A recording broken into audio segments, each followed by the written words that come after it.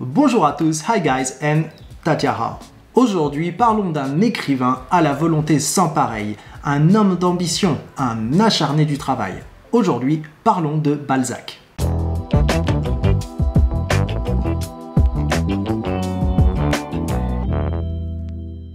Honoré de Balzac. En voilà un nom qui en jette. Balzac, on dirait presque une formule magique. Abracadabalzac. Honoré, ouais, c'est moins facile à porter quand même.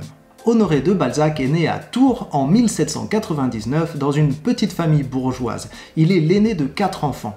Et même si on ne peut pas dire qu'il tisse de liens très forts avec ses parents, avec sa sœur Laure, c'est une complicité qui ne s'éteindra jamais. Pour suivre les fonctions de son père, la famille déménage à Paris en 1814, où Honoré de Balzac entamera des études de droit en 1816. Ok Baptiste, on ne critique pas Paris dans cette vidéo, c'est clair? On ne critique pas Paris. En 1819, le père de Balzac doit prendre sa retraite et la famille doit quitter Paris faute de moyens. Faut dire que Paris, c'est un peu cher aussi. Ah zut, raté. Sauf qu'Honoré, lui, il aimerait bien rester à Paris et se lancer dans l'écriture. Ses parents lui donnent 2 ans pour écrire et le logent dans une mansarde du 4e arrondissement. Ce sont ses débuts dans la littérature. Sauf que ça s'est pas très bien passé en fait. Il s'inspire de Shakespeare et écrit une tragédie qu'il nomme Cromwell. Et disons que les lecteurs étaient pas trop emballés en fait. Alors, vous en pensez quoi? Ouais, non, c'est pas mal. Et puis la calligraphie est belle. Et ton papier là, il est de super qualité là. Tu l'as acheté où? Non bah dites-le si vous aimez pas. Ouais, non, pas trop en fait. Ouais. Non mais vous savez même pas de quoi vous parlez. Moi je vais aller montrer ça à un mec qui s'y connaît, vous allez voir. Alors monsieur Andrieux, qu'est-ce que vous en pensez? Faut plus faire ça. Hein. Non mais vraiment, plus du tout. Arrêtez tout de suite l'écriture. Aïe, ça fait mal quand même. Mais Balzac, c'est un homme têtu et volontaire. Il continue l'écriture, mais cette fois s'oriente vers une littérature commerciale dont il est moins fier et pour laquelle il signe ses œuvres de divers pseudonymes. Si, de ses propres aveux, la qualité n'est pas toujours là, la quantité, elle, est bien présente.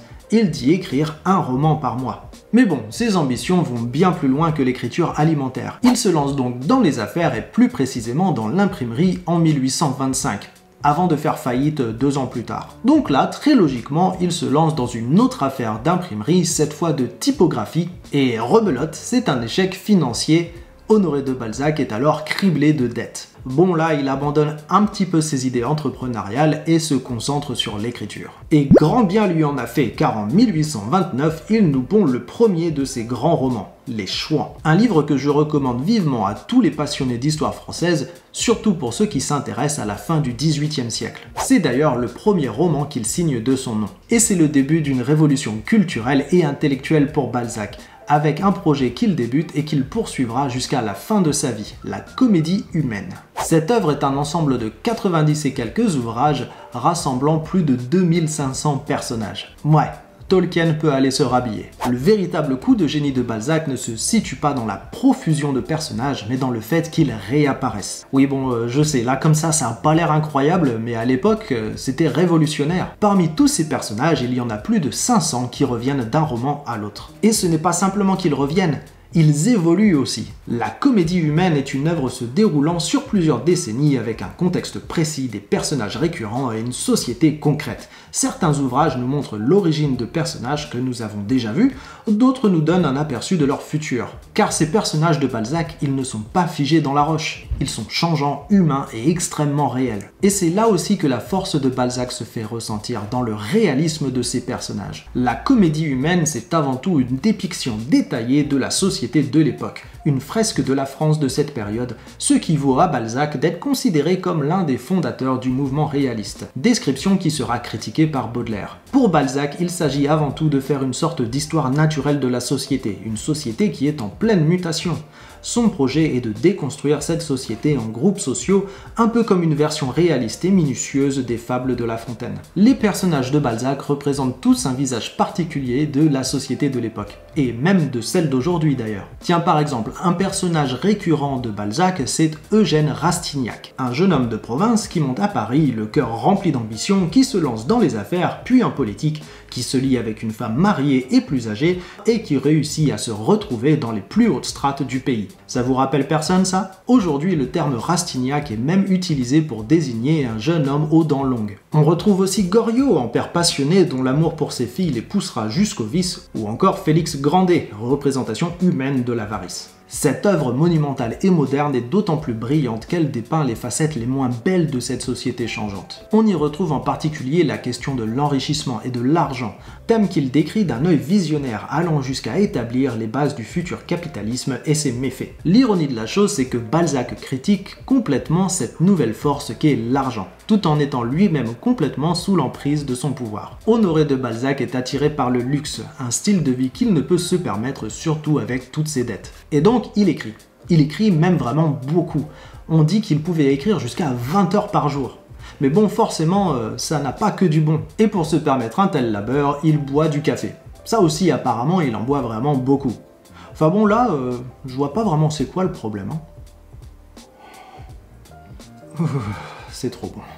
Et cette soif d'argent et de statut qu'il utilise dans ses personnages se retrouve dans sa vie privée, même sentimentale. Balzac a eu de nombreuses aventures avec des femmes de pouvoir, des comtesses, des duchesses et autres. Et de nombreux témoignages de l'époque le décrivent comme un homme qui plaît aux femmes, malgré un physique peu engageant. C'est finalement Madame Hanska, une comtesse polonaise et grande admiratrice, qui deviendra sa plus longue relation. Il la courtise pendant 17 ans avant de finalement l'épouser en 1850. Cette passion, ainsi que d'autres événements, lui prennent beaucoup de temps, et à partir de 1845, Balzac écrit moins.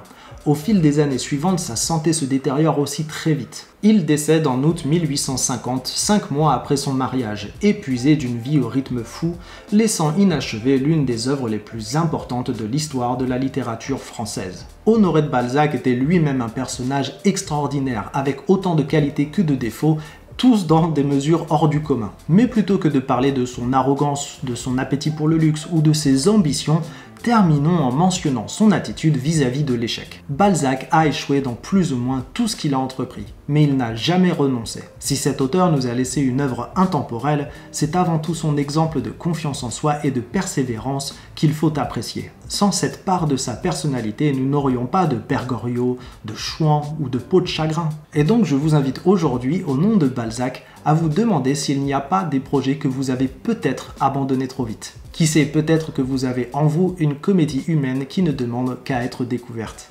Merci à tous d'avoir regardé cette vidéo jusqu'au bout et merci de la partager aussi. Je reviens très bientôt pour plus de contenu sur la langue ou la culture française, donc n'oubliez pas de vous abonner à notre chaîne. Bonne journée à tous et à plus!